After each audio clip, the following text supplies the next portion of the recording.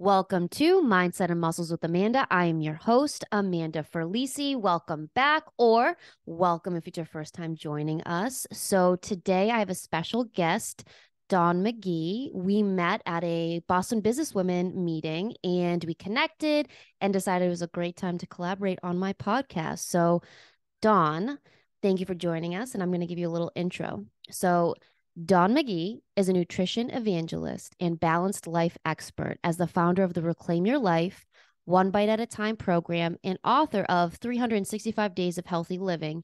She puts the fun back into being healthy. Dawn specializes in working with women who want more sustainable balance in their lives so that they can do all the things that bring them joy and just need someone to help them get started and guide them through the process. Dawn, thank you for joining us and welcome. Amanda, thanks so much for having me. I really appreciate it. Yeah, absolutely. So, Dawn, I know we connected. We had a whole conversation over the phone prior to this because I always like to connect with all my guests just to get a little more information and know that we're a good fit. And clearly, we're a great fit. So, Dawn, tell us how you came to being a nutrition evangelist and starting your own business. Talk to us about that. It's really an interesting story. A lot of people will say that they had an epiphany and one day they just realized they had to go do this. And I'm a little bit different in that regard. I talk about it as following a trail of breadcrumbs in a lot of ways. I've always been a foodie. I grew up in New York City, and I like to tell people that I like to travel by stomach because to me, that's how you find out about a city is you go try their restaurants, go to some of the local places, go have some fun. And so I always had exposure to all different kinds of foods, different cuisines, but I didn't really learn how to fuel my body. So I had that fun and joy part of the food, but I didn't have enough knowledge about the health part of the food. And that was fine really up until I had my kiddo who's now 18, right? So it's been a while. And when I was younger, when I was in my 20s, I could, as I like to tell people, outrun my fork, right? I could spend hours at the gym and Yep. I could eat whatever I wanted. I could run 5 miles a day and eat whatever I wanted. Whether or not it was fueling my body, that's a different story. But then after my kiddo was born, I was having lunch with a friend one day and I was talking about my baby weight and how I was sort of struggling to lose it, as a lot of women do. Mhm. And she, a very dear friend, still a dear friend, said to me, "Oh, honey, he's 6. It's not baby weight anymore." And that was a moment for That me, did let it. me tell you, right? I thought, well, okay, here's the moment. Do I go buy bigger clothes and just, give up, or do I dig in and try and figure this out? I, I'm not really one to give up. So I decided to dig in and figure it out. And I learned so much about eating and the nutrients and balancing my meals and really uncovered a way to eat so that it fuels my body, my brain, and my soul. And that, following those breadcrumbs, I realized after a while that not everybody had that knowledge, right? And not everybody Mhm. had the interest in sort of gathering it for themselves. And that's really what led me to start my business. I became very passionate about it, certified as a coach. But still I thought, oh, everybody knows what proteins, fats, and carbs are. They all know how to feed Mhm. themselves.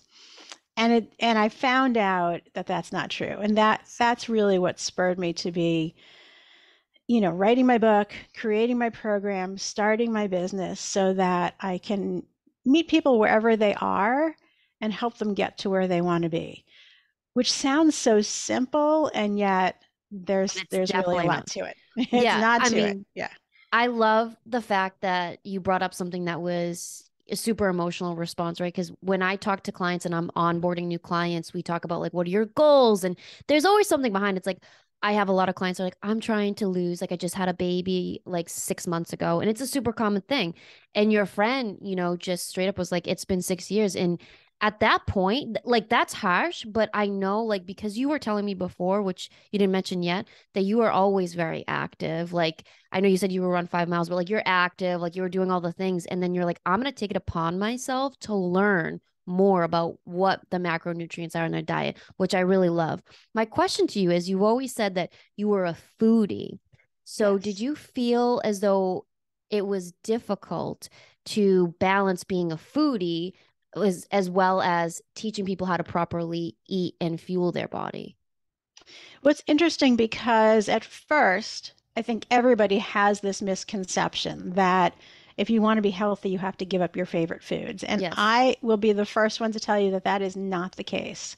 It's not. You have to make some mindset adjustments along the way where you have to be able to say, I want this and I'm going to have this. And Mm-hmm. I know that I'm going to bloat from it.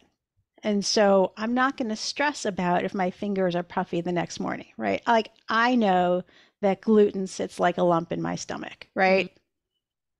I still love a good bagel, right? I'm just Right. not going to have it every day for breakfast. Same thing for some people with salty foods, fried foods, things with refined sugars. People are all unique and everybody will have different responses. Mm-hmm. You have to learn to get in touch with your body. Then you have to shift your mindset to a place where you're like, I'm going to have this when I want to have it, and I'm going to understand that it's going to have an impact on my body, and that's okay. Or if it's not okay, then you learn to decline and you say, you know what? It's not worth how I feel the next morning. Like I know people who are very, very intolerant of gluten and dairy. Mm-hmm. So I love a good pizza too, right? Oh yeah. Being from New York, right? And pizza would just send them off into a tizzy for over a week. So they have to make that decision to say, you know what, it's not worth it. But then you're making a decision. You're not being put on a diet. Um, and so that's one piece of it. The second piece of it is about the flavors. So I love a good pretzel. Again, back to New York. I go to New York, I get one of those big fluffy pretzels. I put that great mustard all over it, Mm-hmm. and that's, one of the things that I like to do in New York. I came to realize over a period of time that, you know what, it wasn't the pretzel. It was the mustard. The pretzel was just a vehicle for the mustard. Mm-hmm. And so I could have chicken and quinoa with mustard on it, and I would be just as happy.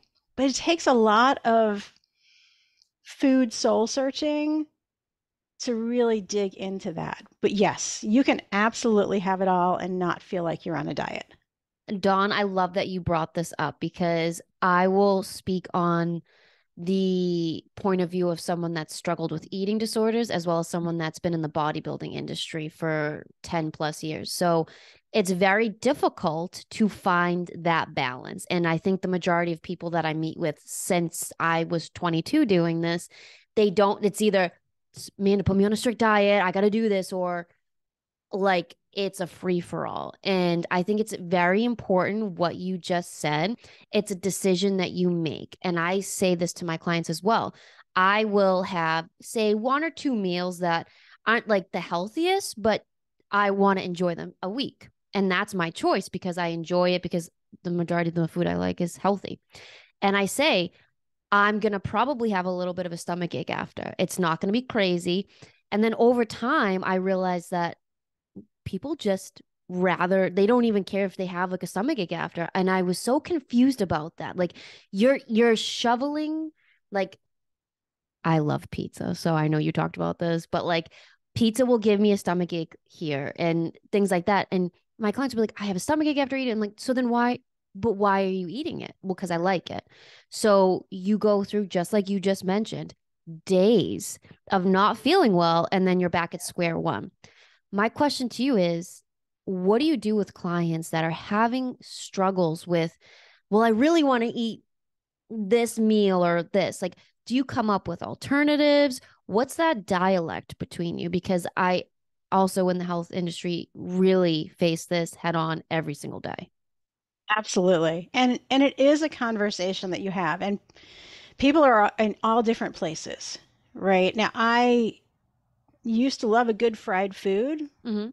The truth is, as I've gotten to be more of a foodie, as I've traveled more and tried different things, I've realized that in a lot of cases, that fried crust is just disguising a lower quality of what's inside.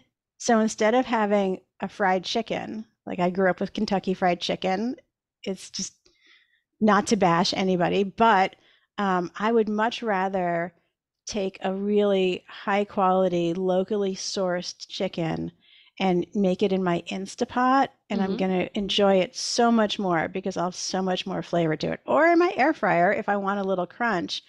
But the reality is you have to start where you are, right? So when I first started, maybe some of those meals, and we talk about them as being like green, yellow, and red light meals. Green meals, you're good. You feel great. You know that you're fueling your body. Mm-hmm. Yellow light meals, they're okay. It's like Maybe could happen, might not happen. right. The red light meals, you know that maybe it is that pizza that you just need to taste some of that pizza, and you know you're not going to feel good afterwards, but you do it anyway, and that's Mm-hmm. okay. And we try not to have too many of those because it may or may not feed our soul because we like the taste. It's certainly not feeding our body or our brain, right? Because we also feel sluggish after those kinds of meals. Um, but I digress. So, yes, it's a conversation with Mm-hmm. someone. What can we swap? What are you truly looking for? Um, do you need something that's chewy? Do you need something that's crunchy? Do you need something that's spicy? Do you need something that's salty? Let's figure out what you're really looking for and put together something that meets those qualities because it isn't always the exact meal that you're having. It's just that maybe it has a memory associated with it. Maybe it has an ease associated with it. Mm-hmm. Gosh, there's what's easier than grabbing a slice of pizza, right? Oh, literally. Um, but those are the things that you have to work on, and you have to be willing to do the work, which not everybody is. Thank you for saying that last sentence because you just, we know, like, okay, I'm going to take it back a step. Like, as a whole, I don't think my generation, your generation, they know how to actually eat and be like, they just don't. And I'm not being mean. That's coming from a place of clearly what I just said. I had no clue what the heck I was doing and did all the wrong things. So, like, I'm not bashing anybody. Like, literally every single thing I did wrong because I was like, oh, that's what they tell us. Like, or like the Atkins diet, this and that and the other thing. I had a question. I don't know what it just sparked it because I remember we talked about like food in Italy. I don't want Yeah. to go down a huge rabbit hole, but I kind of want to go down like a little mini one. When I go to Italy or Europe in general, every year, I eat without stress a lot easier than I do here, but I don't overeat ever. And that's also something that I've learned over the years. So that's not easy for everyone. And I understand that.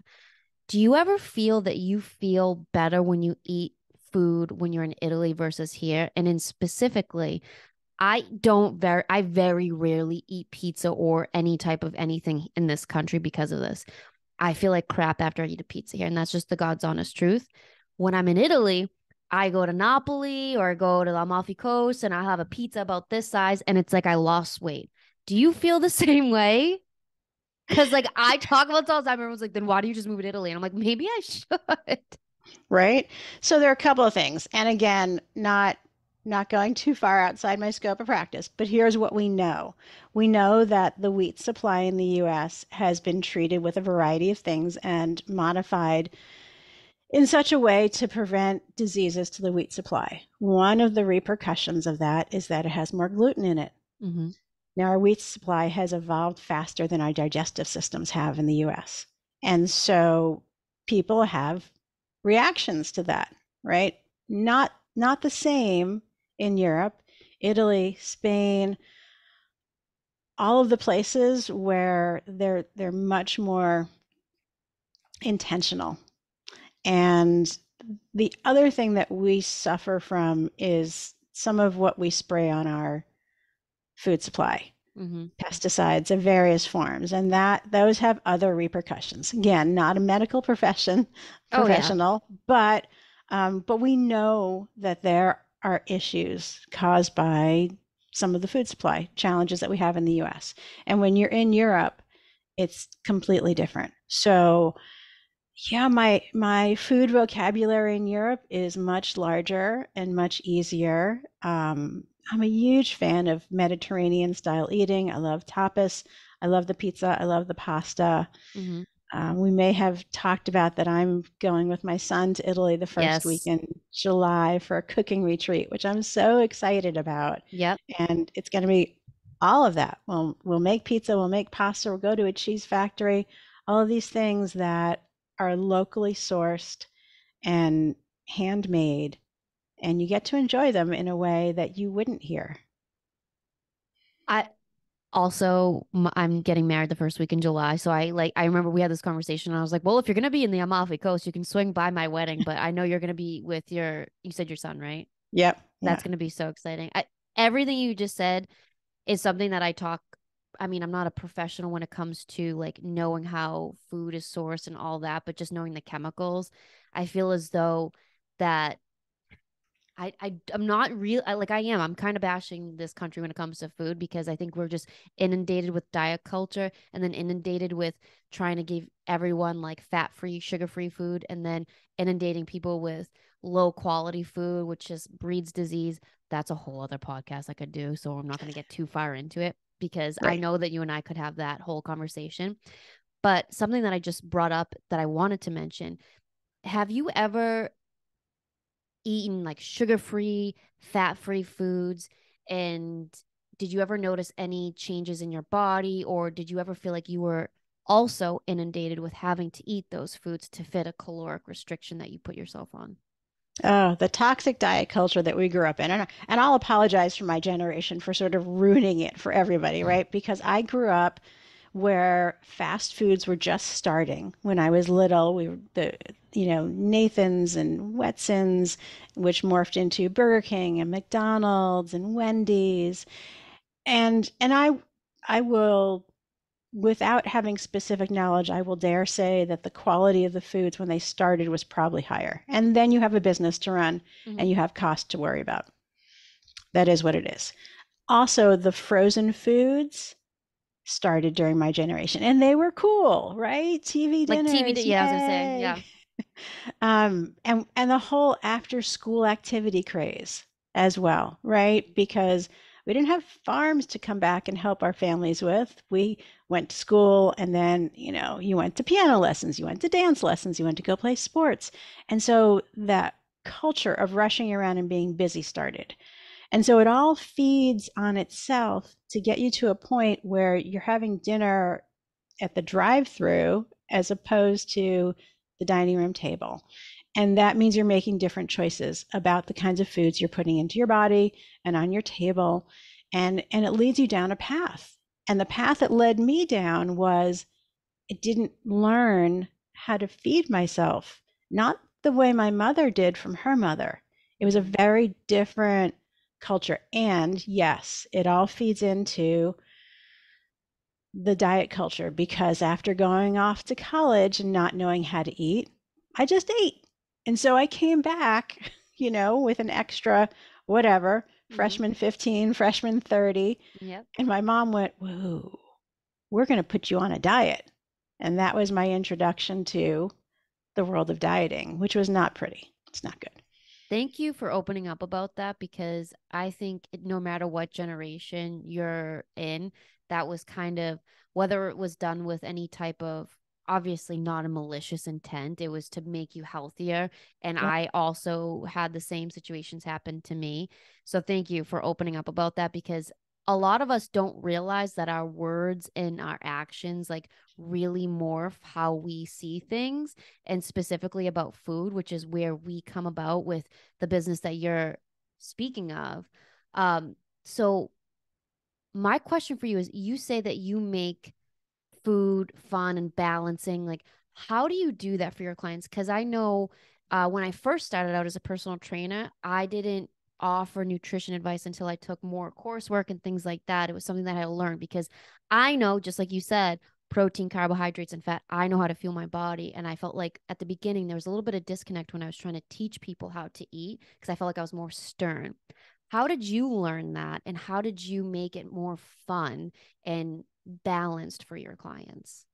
It's an evolving process, right? It's just like teaching anything. If I was a teacher walking into a third grade classroom trying to teach them their multiplication tables, I'd probably stumble a little bit. But after a few years, I might find my way. So, arguably, the first 5 years I was in business, I wasn't doing a great job about that balance. And then it hit me. One of my very astute business coaches pointed out to me, Dawn, you live this. You have your glass of wine, you have your food, you Yep. travel, and you're healthy. Why aren't you talking about it? And I said, well, gee, I guess because I didn't think I would be credible. People would, like, thumb their nose at me and say it's impossible. And so I decided to try it anyway. And it's a message that really resonates with people. And it's Yes. about developing the skills and about being aware, learning how to bring new habits in, learning how to put a meal together that's balanced with protein, fat, and carbs, learning how to pack a cooler that you can take with you so you don't have to go through the drive through, Hmm. learning how to fill your water bottle first thing in the morning. It's about bringing new habits in, and you do it 1% at a time. You don't throw out your old lifestyle and expect to replace it all and be good at it, right? We start wherever you are and we take you step by step to build new habits that are going to be fun, that are going to serve your body, your brain, and your soul Yep. so that you do get to enjoy this. And I do. I go out to eat, I travel, I cook, and it makes a huge difference. I love that you shared that. I know that at first, for most people, when you're sharing like what you do because it's your business, you're like, oh my God, what if people don't like this or they're judging me? But I like how you're just like, nope, I'm just gonna do it and it's fine. And I feel as though being an entrepreneur, you have to be super uncomfortable at times to jumpstart other areas of your business because had you not ever done that, people will probably be like, well, she says she drinks wine and she's going to Italy. And like, then she's telling me I can't eat that. Like, you know what I mean? So being open and vulnerable is a huge aspect, especially in my opinion, in the health and wellness industry. So another question that I have is what were you doing prior to starting this business? So my background's in technology and science. I actually have a degree in computer science. And so I'm a geek. And the science of nutrition really speaks to me because there's a ton of science behind this, the sugar cycle, the digestion, the metabolism, all of that. And I try not to inundate my clients with all of that. Just know that I'm studying it and Yes. looking at it and putting it into practice. Um, and I think it's a really natural transition into nutrition because it's a very deep sciencey kind of subject and it's a ton of fun because I love to eat. So it's a perfect mix. I love that. And I love that you have a science background because you and I both have that. And also fellow geek over here. I don't talk about it enough. But yeah, I went to school for pre-med and psychology. And then I was like, oh my God, I love the body, but in what capacity? So obviously I learned. Um, and I love that you shared that. And I love that you started in that field and then you grew into this field with your own experience and your own willingness to want to help people. So, another question I have is where did this feeling of wanting to help people come from? Because I know you told us the story about what your friend said to you for your own personal experience. Where did the willingness of wanting to be like, well, I just want to share this knowledge, like, where did that come from? Again, it's like following a trail of breadcrumbs. My family has so many educators in it. I come from a culture of if you know something, you sort of have a responsibility to share and teach. It's kind of in our souls. And so when I learned this and I got certified as a nutrition coach and I started to look at what it would be like to help other people learn this, it sort of evolved over time. There wasn't any big announcement, but when my son was born, I got certified as a personal trainer. And so I thought, I love exercise. I'm going to help people with that. Yep. Turns out that's not my jam, which is okay because it's your jam. But the food is. I love to help people figure out how to put a plate together, how to feed their body, how to do this in a way that works for all of their goals. So it's a trial and error process, figuring out what works. I love that. I think that in general, when people are nervous about wanting to start a business, and I talk about this to my clients too, because a lot of them I'm like, "Oh, you could just start your own business because, and I say that it's a lot of trial and error. You're gonna fail, you're gonna succeed, you're gonna learn all of the things. And I love how you just say like it's trial and error because I feel as though anytime you own a business, whatever it may be, you have to try some things and realize it didn't work and then you just shift. And I think that's Yeah. extremely important in life and then in business if you want to start a business. So my other question is, so I know we talked about like sugar-free and fat-free, those things. What's your honest opinion on sugar-free products, fat-free products, and things like that? My honest opinion is that in general, I hate them. And I know hate's a very strong word, but we should just eat food. If you have real fat, it's okay. You Mhm. need fat. Your brain needs fat in order to work. If you have some sugar, it's okay. One of my dear friends just came back from a trip to Barcelona and she brought me back a bar of chocolate Oh, wow. infused with port wine. Mm-hmm. Now, I'm not sitting down and eating it one sitting. I'm having a square in the evenings, part of my dessert and tea, right? And I'm savoring it and I'm enjoying it. But it's amazing. There's no artificial sugar in that bar No. anywhere. And it's amazing. So I think we have to get over our fear. And again, this came during the as the diet crazes started, right? People thought that if you reduced all of that stuff, it would be better for you. Whether it is or whether it isn't, a little reduction, fine. But replacing it with fake stuff is never going to serve your body better than the real stuff. So you want to have a dessert? Have a dessert. Like I tell people about wine. You want to have some wine? Have some wine. But a glass, not a bottle, right? At a sitting. If you want to have a piece of cake, have a piece of cake, not a piece of cake. It's about moderation and balance in everything. Yeah, I agree with you completely. And I think bringing up that again, the sugar free, fat free, and that diet culture, it's just because I continuously see it, especially with my clients. And I also succumbed to that during bodybuilding a lot. I was like, well, I can eat that whole thing. And it's like, it's only 100 calories. And then you look at the ingredient list and it's like 300 ingredients. And you're like, I don't care. My coach said I can have this because it's only 100 calories. And I just wanted to talk on that because at both of us being in the health and wellness field, it's like I typically do not tell my clients to have a protein bar or a protein shake. I always say that those are last case scenarios Yeah. used intermittently or very, very few times.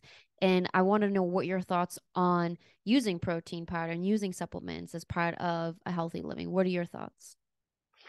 So again, I think you have to meet people where they are, Mm-hmm. right? So if I've got a client who is skipping breakfast or going through the Dunkin' Donuts drive-through, I would much rather she make a shake to grab and take with her, right? And then maybe she can migrate and graduate to making um, egg muffins and having those ready to go and grab. But if you're used to just skipping or having someone else make it for you, then you have to start where you are. And there are shakes and bars, and there are shakes and bars, right? To your point about reading the ingredients, read them, right? There are absolutely shakes and bars out there without artificial sweeteners, without soy protein, without the additives. There are tons that you can get that will serve your body better than other choices. So be an educated consumer and make those. But yes, food is your foundation. Always whole foods wherever you can. Now, if you're living on 3 shakes a day right now and 2 bars, then we're going to start somewhere else and gradually start dialing that back. Um, I think supplementation is important, right? We both live in New England. We need to make sure we're getting enough vitamin D. So, saunas are good, right? Cold therapy is good. The category of supplementation is huge. Mm-hmm. It's not just about the bars and the shakes and the pills and the magic things, right? So I wouldn't venture to say anything is all good or all bad, if that makes sense. I love that answer because I think the key point of that is you meet people where they're at. And I think that's important because a lot of people are hesitant to reach out to a coach or a trainer or whomever, right? Because they're like, I can't eat chicken, rice, and broccoli 5 meals a day. And like, I mean, I don't eat meat, but it's like, okay, that's fine that you can. Let's see what you're currently eating and let's tweak some things out. Let's slowly incorporate more chicken or whatever protein source and then slowly get rid of the protein powders and things like that. And I think that's extremely important to mention because I think the general hesitation for individuals looking for a coach are like I just can't do what they're going to tell me to do without even Right. asking because we meet them where they're at. Dawn, my last question is for the listeners out there, I want you to leave them with some piece of advice. It can be whatever you want. My best advice to people is to never give up. There's always a way to take steps forward at a pace that works for you. And don't compare, right? Your neighbor may be running 5 miles a day and eating foods that are perfectly matched for their metabolism. And you're starting where you are. So never compare your journey to somebody else's, but start. Just start where you are. Get someone who's in your corner, have an accountability buddy, find a coach, and get started. That is my best advice. Dawn, I love that. I have nothing to add. Listen to Dawn on that because it is the truth. Dawn, where can people find you? The best place to find me is on my website, dawnmcgee.guru. I also hang out on Instagram and Facebook under DM Nutrition Coach. And if you download my Perfect Pairings Guide, you'll get on my email list and hear all of the cool tips and tricks that I send out every Tuesday to my mailing folks. I love that. All of those links will be down below for you all to check out. And please reach out to Dawn if you have any questions, comments, concerns. She's phenomenal. And Dawn, I just wanted to say this has been, as I'm coughing, this has been a pleasure. I I'm so happy we connected at Boston Businesswomen and we jumped on this podcast together. And I feel like at some point, maybe after Italy, we go down a little bit of a rabbit hole with some nutrition. So, Dawn, thank you again for being on this podcast. My pleasure. Thanks so much for having me. I am looking forward to Italy. Congratulations on your upcoming wedding. And I'd love to go down that rabbit hole. Thank you. All right, everyone. Thank you so much for listening. I hope you have an amazing morning, afternoon, or evening, wherever you are.